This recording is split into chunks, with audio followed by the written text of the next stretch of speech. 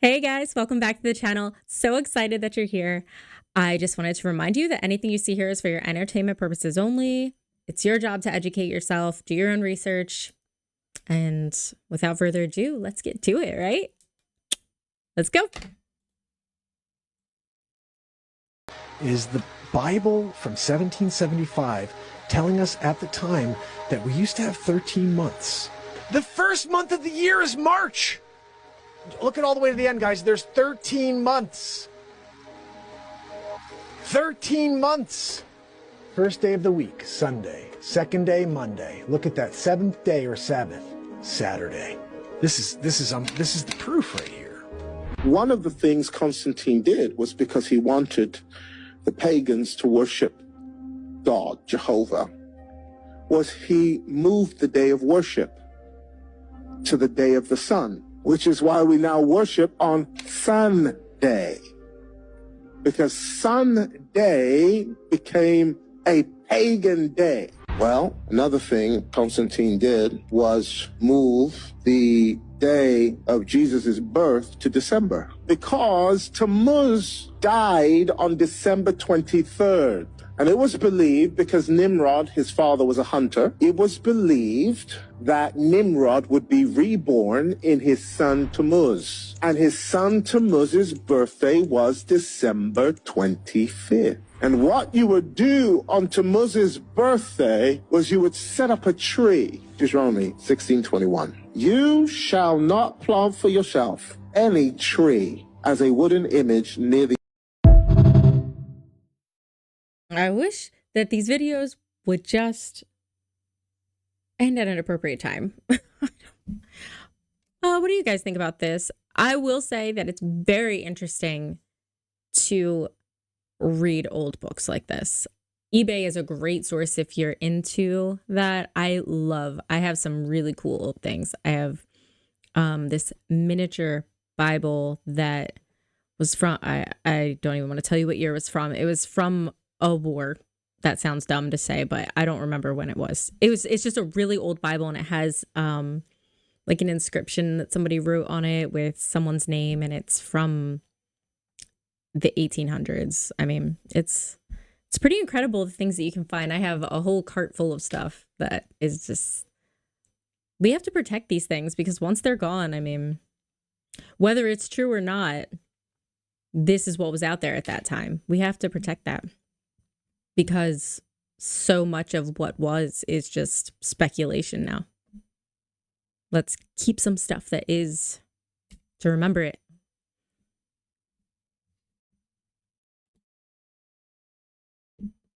Menendez brothers case and P. Diddy is all linked. I did a deep dive last night in the Menendez brother case, and I found out something very interesting. Their dad, the Menendez brothers' dad, worked for RCA Records. Guess who was the CEO of RCA Records? Take a look. And would you look at that? CEO of the RCA music group, Clive Davis. Who was Clive Davis? Clive Davis was P. Diddy's mentor. He's the top of the food chain. He runs this whole game. The cards are falling, guys. It's all about to be exposed. What do you think? Do you know that It is all connected. It's wild.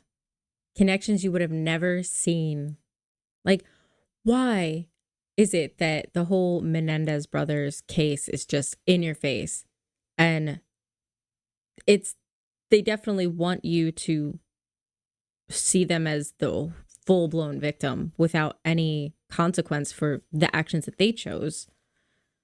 I'm not saying, I don't know enough about any of this to have a major sharp opinion, but I will say that I can feel us being steered in a certain way. Do you guys agree, or? He is stuck in Las Vegas playing back-to-back shows. Yeah, I heard this. Because why? He owes one of the hotels, the casino, so many millions of dollars because of his addiction. What does that story resemble so much of? Another famous artist. Which one? Who was stuck in Las Vegas, just like how he is. Ooh. Elvis Presley. Check this out. Bruno Mars might have manifested that whole life for him. Because Bruno Mars, when he was a kid, he wasn't just a regular kid. He used to be a Elvis Presley impersonator. Wait, really? He based his life early as a kid to be just like Elvis Presley. At the age of 4 in 1989, this is Bruno Mars. He used to do a bunch of shows as he's Elvis Presley. dressed- Growing up, he wanted to be just like him. That was his idol because his parents kind of made him like that. I have heard him say in interviews before that Elvis was one of his inspirations. And you can definitely see that and hear that in the way he built his brand. I hope this isn't true. I hope this is not true, that he's just basically slave to the casinos down in Las Vegas. That would be so awful. Poor Bruno.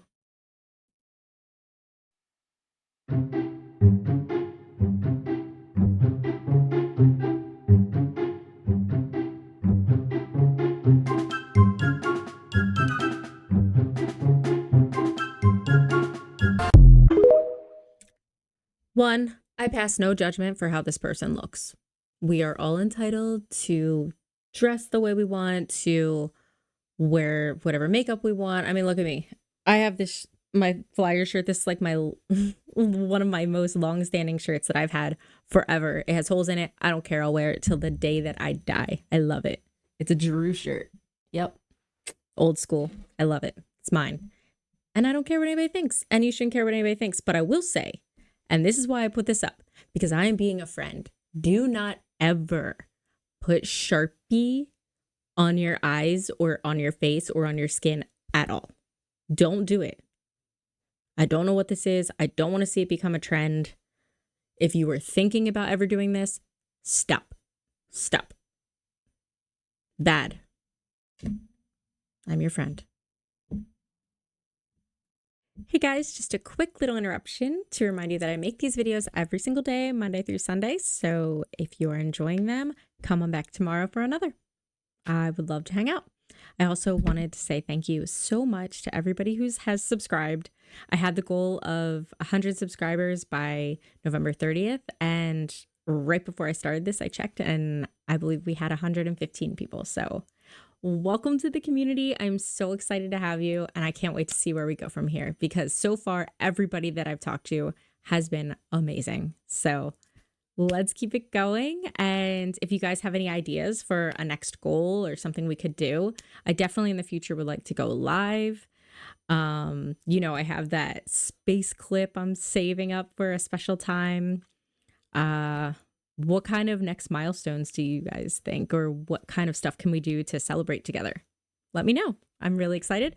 But in the meantime, let's get back to it. Right here, you're with me sometime. Thank you so much. I appreciate that.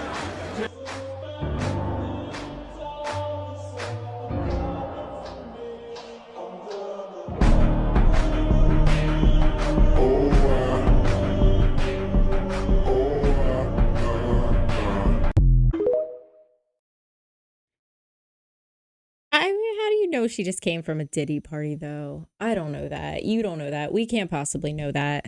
What I will say is she definitely seems like she's on something. She has been drugged or it's on drugs. She can't walk straight. And I would attribute that to the crazy fashion that celebrities love to wear with insane heels and stuff. But it seemed more like stumbling and like incoherence.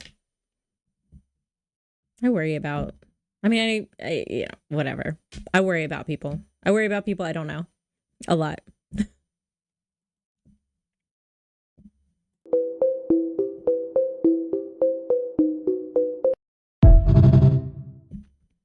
Where do you guys stand on celebrity cloning? This is just one quick example of Jamie Presley and obviously Margot Robbie. I will say they look a lot alike. But were they cloned? I don't know about that. I just think that, we come to be comfortable with certain looks. Like Jamie Presley, she was in, what was she in? She was in, was she in Joe Dirt? and all sorts of movies from like the 90s. She was really big. And then they find someone.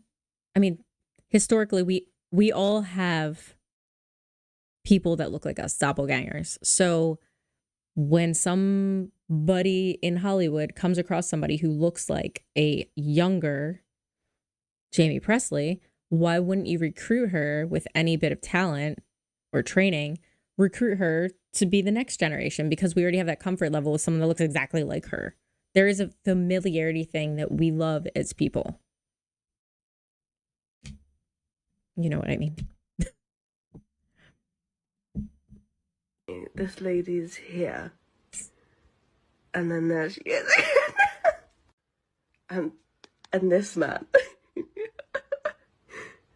is here. Where is he? He's here, and then he's here as well. Though my favourite one is this lady who's in front of Tao, who is behind Tao, but just doing the same face. They're quite literally doing the same face. I just don't understand. Why didn't they change their costumes? At least take off the accessories, man. Like, what? It's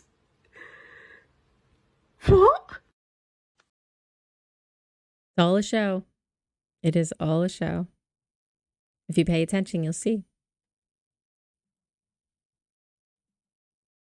Kind of time in their career with it. Seems as though Nope. Sorry.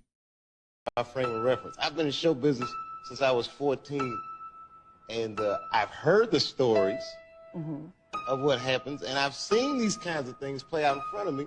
Okay. When you say you heard the stories, what do you mean? What stories? I mean, you see it before. Look, Mariah Carey made a $100 million deal, and 3 months later, she's all of a sudden mysteriously crazy. Or Martin Lawrence punches through, and he's waving a gun on the street screaming, "They're trying to kill me." Yeah. Yeah, we hear those stories. And it always Oh, darn it. happens around the time of their career with it. Seems as Sorry. though they're crossing. I took a screen grab of this because you couldn't download it, but I thought it was really interesting. And I guess I didn't trim it up enough here. Sorry, we're going to start over. Sorry. Reference. I've been in show business. Oh, goodness. It was completely outside of my frame of reference. I've been in show business since I was 14, and I've heard the stories of what happens, and I've seen these kinds of things play out in front of me. Okay. When When you them. say you heard the stories, what do you mean? What stories? I mean, you see it before. Look, Mariah Carey made a $100 million deal, and 3 months later, she's all of a sudden mysteriously crazy. Or Martin Lawrence punches through, and he's waving a gun on the street screaming, "They're trying to kill me." Yeah, we hear those stories. And it always happens around the time of their career with it. Seems as though they're crossing over the next plateau. Yeah. Would you say you lost your mind, sort of? No, No.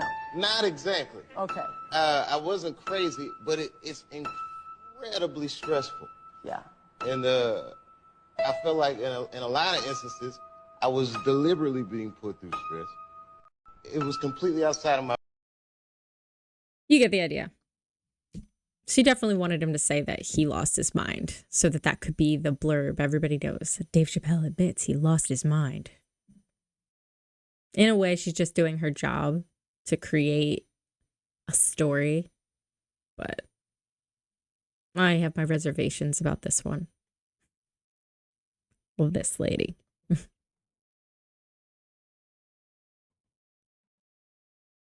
Incredibly bizarre, and I'm going to be thinking about it for days. In 2015, a body was found in an alley next to an apartment building in Beda, Wales. The woman who discovered it thought that it was a medical skeleton that her neighbor had talked about owning. This woman, Leanne Sabine, immediately becomes the prime suspect, but the problem is she had recently passed away, and police cannot figure out who this body is. And why would a dying old woman do this? this. If you love documentaries, make sure to hit follow because I post daily. This woman is like straight out of a Roald Dahl book. She's terrifying. And suddenly a horrible past is drudged up from this woman and it's shocking. You're never going to believe who the body is. This is like the most unpredictable true crime documentary I've ever seen. If you're in North America, you will need a VPN to watch this as it is a UK documentary, but it is worth it. Let me know what you think about this in the comments.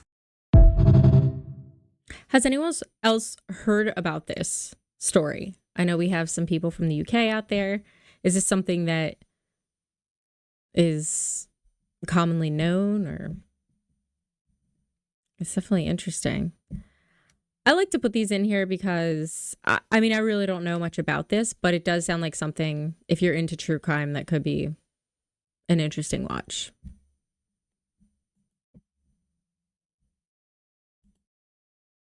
Inside the jar, and the lid is then sealed. They are left undisturbed for 3 days. Then, when the jar is opened, the fleas will not jump out. In fact, the fleas will never jump higher than the level set by the lid. Their behaviour is now set for the rest of their lives. And, when these fleas reproduce, their offspring will automatically follow their example.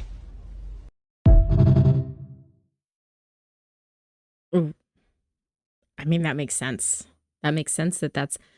I was just having this conversation earlier today. We only accept things that we have experienced. It takes an open mind to hear somebody else's perspective and say, maybe I was wrong. This is another puzzle piece. Because in my mind, what happens is we go through life and we have our values, our morals, our ideals, just the way that we believe everything is. And that's in our head. We made that, and we're all different. We all have different opinions. But as you have new life experiences, I believe you should be adding to your wealth of knowledge and open yourself to changing opinions. You don't have to stay stuck believing something. It's okay to believe one thing and wake up at 35 and say, you know what? I don't know if that's who I am anymore. That's okay. And that's healthy. We should be questioning things. We should be evolving. When you say stagnant and stop trying to learn is, I believe, where misery is bred, truly. And as far as this experiment, I don't know if, did they actually take the glass jar away? Did they like dump these guys out and it's not there? Or are they just trying to show us the visual? I don't know. But either way, very interesting. And I believe that, I mean, this is accurate. This is schooling. This is the medical industry. This is everything. We do what we know.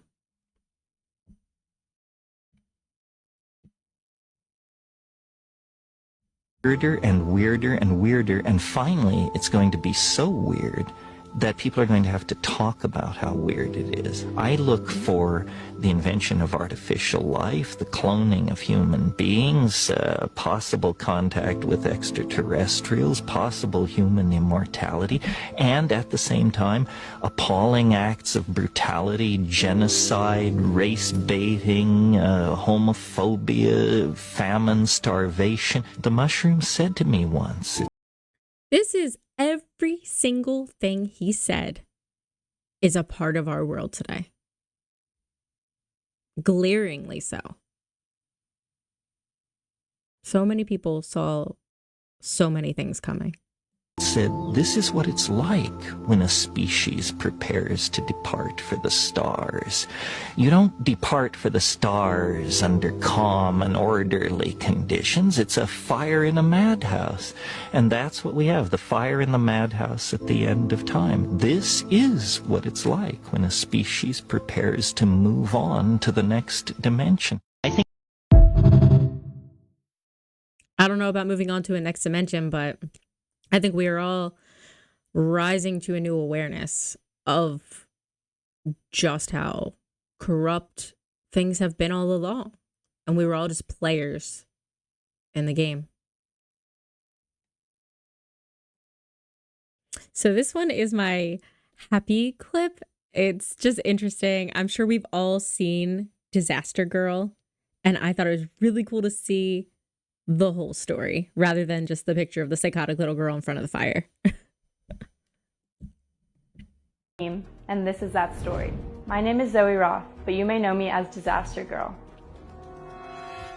This all started in 2005. I was 5 years old and we were watching TV. It was a normal day, me, my brother Tristan, and my parents.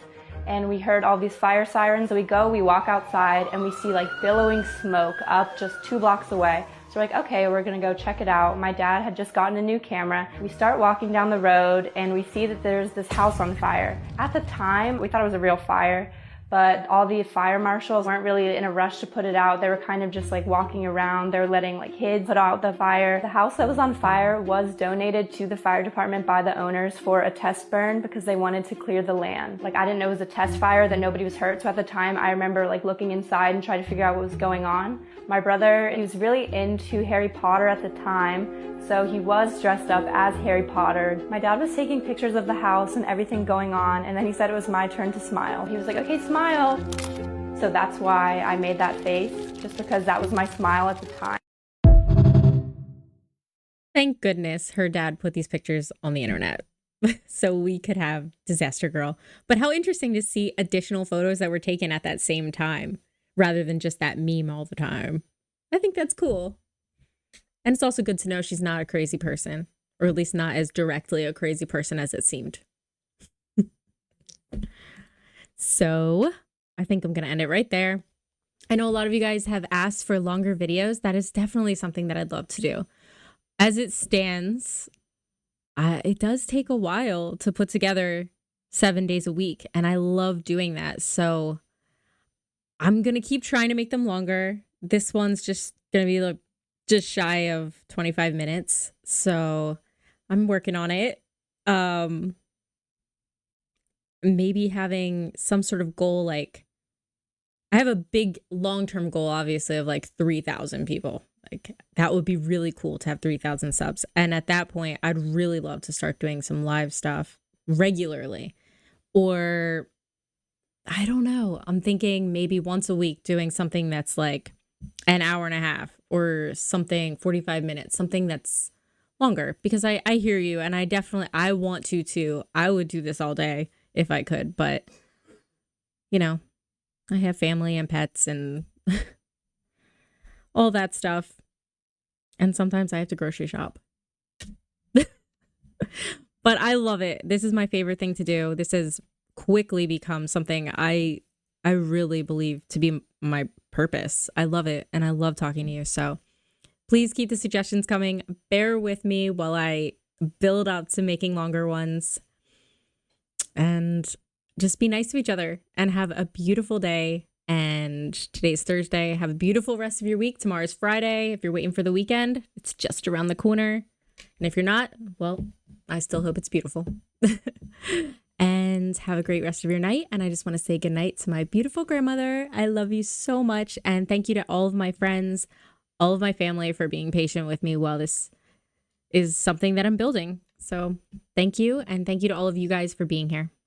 I genuinely love it. And I love you all. And that's all. Have a good one.